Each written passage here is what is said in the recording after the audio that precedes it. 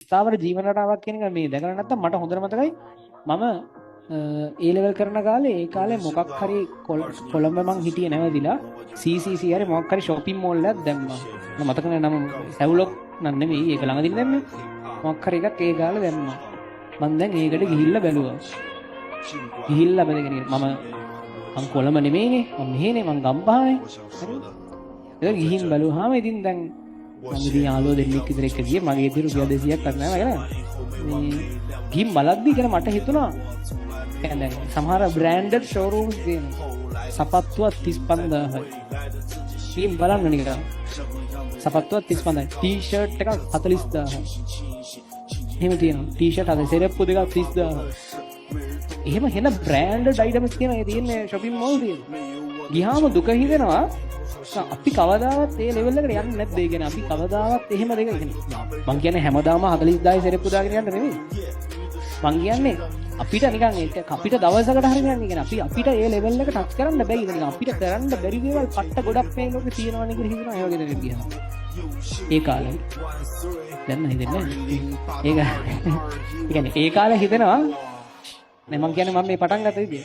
ඒ කාලේ හිතනවා අපිට ටච් කරන්න බැරි ලෙවල් ගොඩාක් මේ ලෝකේ තියෙනවානේ. කො මෙච්චර ගණන් සෙරප්පු දාන්නේ උන් ඉන්නවා. මෙච්චර අවුලක් නැහැ. හිතපු දෙන්න. මෙච්චර ගණන් ඇඳුම් අඳින්නේ උන් ඉන්නවා. මෙච්චර ගණන් ෆෝන් පාවිච්චි කරන්නේ ඉන්නවා. කිසි ගේමක් නැතුව ඇවිල්ලා ෆෝන් එකක් අරන් යන එකෙක් ඉන්නවා. ඔහොම ඇවිල්ලා දෙන්න ෆෝන් එකක් iPhone 15 හරි යනවා කියලා යන උන් ඉන්නවා. අපි එච්චර අවුල්ද කියලා අපිට හිතෙනවා. එහෙම තැනකට ගියාමනේ අපිට කියන්නේ අපි මමගේ ලෙවල් එකේ හැටියට ගත්තාම මං කියන්නේ මට හිතා ගන්නත් බෑ මං කොහොමද iPhone එකක් ගන්න කියලා. මං කියන්නේ මේ ඔක්කොම ගණන් දේවල් ගන්න ඕනේ බ්‍රෑන්ඩඩ් අයිටම්ස් පාවිච්චි කරන්න ඕනේ කියලා නෙමෙයි. හැබැයි අපිට ඕනේ දෙයක් තියනවා නම් ගන්න පුළුවන් වෙන්න ඕනේ. ආර්ථික නිදහසක් තියෙන්න ඕනේ. මං කියන්නේ අපි අඳින කලිසම 50000ක් වෙන්න ඕනේ ෂර්ට් එක 60000 එහෙම නෙමෙයි. අපිට ඕනේ දෙයක් තියනවා නම් ගන්න බෑ කියන පසුතැවීමට තරම් ආර්ථික පල්ලහමක් හදන්න එපා. ඒක තමයි ලෝකේ තියෙන ලොකුම මානසික නිදහස ෆයිනෑන්ෂල් ෆ්‍රීඩම් එක. අපි ආස කරන හැම දෙයක් නෙමෙයි අපි ආස කරන දේවල් අපිට කිසි කට්ටක් නැතුව ගන්න පුළුවන් නේද? කට්ටක් නැතුව නැත්තම් වැඩක් නැහැ ජීවත් වෙලා කණ්ඩායි බොණ්ඩයි ජීවත් වෙලා උදේ වැඩට යනවා හවස ගෙදර එනවා උදේ ඉඳන් හවස වෙනකන් හොයාගත්ත සල්ලි ටිකෙන් ඊළඟ දවස් උදේ වැඩට යනවා. ඔකනේ කරන්නේ. උදේ වැඩට යනවා හවස ගෙදර එනවා. ඒ සල්ලි ටිකෙන් හවසට කාලා රැයට ටීවී බලලා උදේට බස් කාස් දුන්නාම ඒ පල්ලි ටික ඉවරයි. ඊළඟ දවස් යනවා. පවතිනවනේ. ගොඩක් මිනිස්සු කරන්නේ පවතිනවා. මේ හොයාගන්න ටික ඒ මාසේ කෑම ටිකට ඇති. පවතින්න ඇති. ඕක තමයි වෙලා තියෙන්නේ ලෝකෙට. ඕකෙන් මිදෙන්න හිතෙන්නේ තරුණ කාලේ විතරයි. මේ අවුරුදු 18, 19, 20, 21, 22, 23, 24, 25. 26ක් කියන්නකො ඔය කාලේ විතරයි ඕකෙන් මිදෙන්න හිතෙන්නේ මනුස්සෙට. ඊට පස්සේ මනුස්සෙට මිදෙන්න හිතෙන්නේ නැහැ. ඊට පස්සේ තමයි ඔය පඩිය 20000 යවලා නැහැ. ඉතින් කාලා බිරින්න පුළුවන් කියලා ඉන්නවා.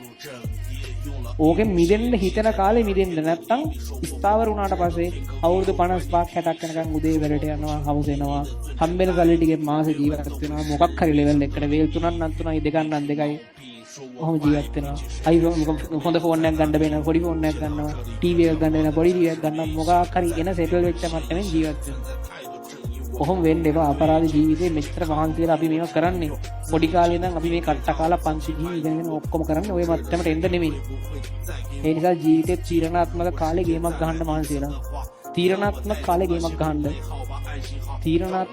ගේමක් ගහන්න වෙන කාලවලදී වැඩක් නැහැ මේ කාලේ මහන්සි වෙන්න මේකට මහන්සි වෙන්න මේක ගැන